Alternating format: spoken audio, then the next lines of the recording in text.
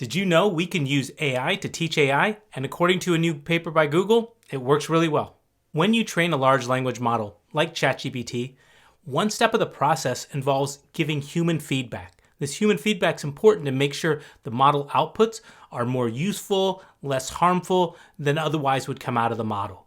This process with human feedback is often known as RLAIF. Google's paper replaces that human with an AI.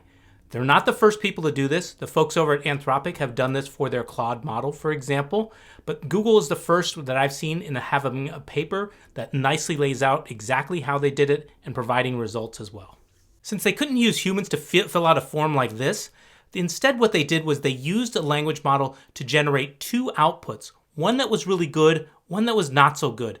And the model had to learn to tell the difference between the good and not so good model.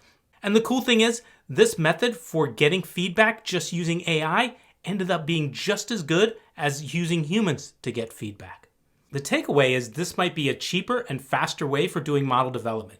Now, one caveat in this paper is this was focused on summarization, and we all know these models are really good at doing summarization. For other types of use cases, there might be ones that the AI isn't as good as a human in terms of producing and being able to do that, and so this approach wouldn't work as well.